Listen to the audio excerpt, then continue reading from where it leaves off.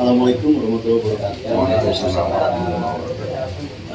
Terima kasih Pak Ustadz, Pak RT. Kita bertemu di Raja Wali TV.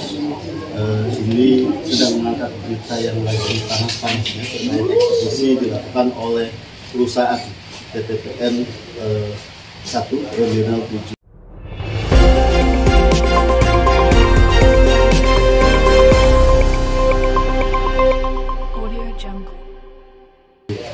Kalau boleh izin perkenalkan diri. Nama saya Muhammad Rofiuddin. Muhammad Rofiuddin. Bapak ini Ustadz di salah satu pondok pesantren di Kampung Pelita Jaya yang kemarin sore digusur secara ilegal ya. Kalau Bapak namanya Bapak Suratman. Pak Suratman. Pak Suratman ini sebagai RT, Ketua RT di Kampung Pelita Jaya. RT berapa Pak? RT 040. 040. Sebelum ke Bapak Ustadz, kita coba bertanya dulu kepada Pak RT. Jadi di Kampung Pelita Jaya ini sudah ada administrasi kependudukan, yaitu ada rukun tetangganya. Ini RT kita RT berapa Pak? 040. RT 040 ini terdaftar dan tercatat di administrasi Desa Natar ya Pak. Berarti Kampung Pelita Jaya ini RT 040, ketua RT-nya Bapak dan tercatat di Desa Natar. Gitu. Itu sudah ada bayar pajak Pak? Sudah. Kalau menurut Bapak, Kampung Pelita Jaya ini masuknya ke Desa Natar. Berarti secara administratif ini sah ya Pak? Sah. Terus terkait eksekusi Pak, kemarin sore kami mendengar ada eksekusi yang dilakukan oleh pihak perusahaan ini secara ilegal. Ceritanya seperti apa Pak? Cerita kronologinya Pak? Iya. Cerita kronologinya ya kesepakatan PTP itu kan yang dibongkar itu kan istilahnya yang mau menyerahkan itu yang tanda tangan. Ya. Tapi kenapa ya PTP itu kok rumah-rumah yang itu dirubuhin semua? Jadi PTPN ini berkhianat Pak. Tidak menepati janji, tidak menepati kesepakatan begitu. Kesepakatan itu dengan Bapak dan warga ya, perusahaan. Bahwasanya yang dibongkar, yang digusur, yang dieksekusi adalah rumah-rumah yang menyerahkan secara sukarela kepada perusahaan. Kalau yang tidak menyerahkan dan menyatakan haknya itu adalah milik pribadi, itu tidak dieksekusi ya Pak? Tidak. Tapi yang terjadi kemarin seperti apa Pak? Dirubuhkan semua. Dirubuhkan semua. Barang-barangnya ada di dalam Pak? Ada di dalam. Sebagian ada, sebagian enggak. Ada pemberitahuan tidak Pak? Tidak ada. Jadi kepada RT, kepada pemerintah setempat itu tidak ada pemberitahuan sama sekali. Tidak pernah sama sekali. Tiba-tiba datang merobohkan mobil, merobohkan rumah-rumah. Iya Pak. Dan ada isinya ya Pak ya? Ada isinya. Kemarin ketika merobohkan rumah-rumah masyarakat, rumah rakyat kecil yang tidak mampu ini Pak, perusahaan itu menggunakan apa Pak? Alat berat. Menggunakan alat berat, eskavator. Ya, 3. Ada 3 unit eskavator masuk merobohkan rumah-rumah masyarakat tanpa izin. Ada pengawalan dari aparat penegak hukum Pak? Banyak Pak. Siapa saja Pak?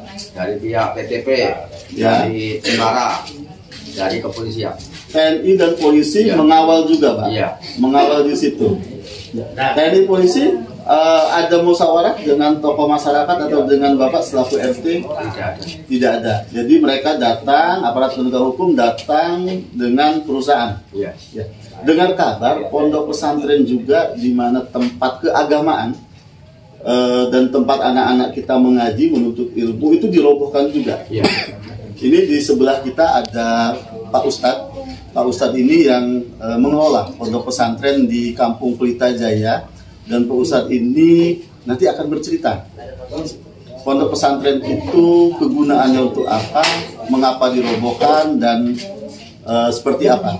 Pak Ustadz, kemarin sore pondok pesantren yang dipimpin oleh Pak Ustadz dirobohkan oleh perusahaan tanpa seizin dan sangat-sangat anarkis mereka. Gitu. Pondok pesantrennya diberi nama apa Pak Ustadz? Matlaul Anwar. Apa artinya itu? Tempat keluarnya cahaya. tempat keluarnya cahaya. Saya merinding kok. Sekarang memang menyesuaikan sama kampung Pelita itu cahaya, maka itu pondok juga Matlabul Anwar tempat keluarnya cahaya. Tempat keluarnya cahaya berarti di situ tempat mendidik anak-anak. Ya, biar bercahaya, mendapatkan ilmu-ilmu agama. Pondok pesantren itu digunakan untuk apa saja? Ya, untuk proses belajar mengajar, khususnya masyarakat kampung, bapak-bapaknya ikut belajar di situ, meskipun tidak setiap hari, tapi paling tidak seminggu 3 kali atau 4 kali dipergunakan masyarakat untuk mengkaji ilmu agama. Kalau untuk masalah yang bermukim di situ memang belum ada, karena memang kondisi pendanaan kita juga, kemudian rumah buat ini belum ada, fasilitas belum memadai. Jadi sementara pondok itu dipergunakan untuk masyarakat setiap malamnya mengkaji ilmu agama di tempat. Berarti itu tempat untuk keagamaan ya, untuk keagamaan. Pondok pesantren itu didirikan sukarela sendiri atau ada donatur yang membiayai, Pak? Atau milik perusahaan? Ada donatur yang membiayai, tapi donatur itu masyarakat pada umumnya. Masyarakat yang ingin menempa ilmu agama, yang ingin menempa ilmu agama, yang ingin mereka memiliki harapan supaya di situ terwujud ke pondok pesantren, yang mana pondok itu bisa dipergunakan untuk kegiatan agama, dan mereka juga ingin sebenarnya menitipkan anak-anaknya di pondok tersebut, karena memang kita belum mempunyai donatur yang tetap. Sementara masyarakat inilah dari seperak 2 perak, 5.000, 10.000 mereka kumpulkan, kemudian terwujudlah pondok tersebut. Tapi aktif ya, Pak? Aktif, alhamdulillah. Di dalam pondok pesantren itu, ketika pondok itu aktif berarti ada kitab-kitab suci agama di situ yang dipakai untuk mempelajari agama di situ. Apa saja, Pak, isinya di dalam pondok pesantren? Ada Al-Quran, ada kitab-kitab kuning di situ. Al-Quran dan kitab-kitab kuning. Ketika dirobohkan, itu kitab-kitab suci itu dikeluarkan atau dihancurkan di situ? Nah, itu yang saya nggak tahu karena nggak ada konfirmasi terlebih dahulu sebelumnya. Begitu saya dapat berita pada hari ini bahwasanya pondok sudah diratakan, saya juga bingung.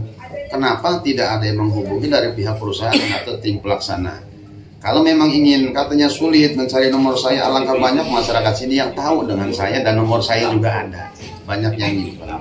Berarti pondok pesantren itu dirobohkan oleh perusahaan tanpa memberitahu kepada pemberitahuan sama sekali, dan tidak ada persiapan sehingga Al-Quran, kitab kuning, kitab suci agama Islam ada di dalamnya semua dan ikut dihancurkan bersama pondok pesantrennya. Betul. Bahkan alat-alat dapur, lemari santri di situ ada, pakaian santri di situ ada.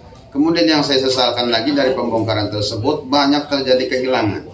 Mulai dari mesin air, mesin towernya, kemudian kabel-kabel listriknya juga pada hilang. Bukan hanya dirobohkan, tapi juga dicuri barang-barangnya. Kitab sucinya dihancurin juga, barang-barang yang berharga dirampas. Menurut saya. Tapi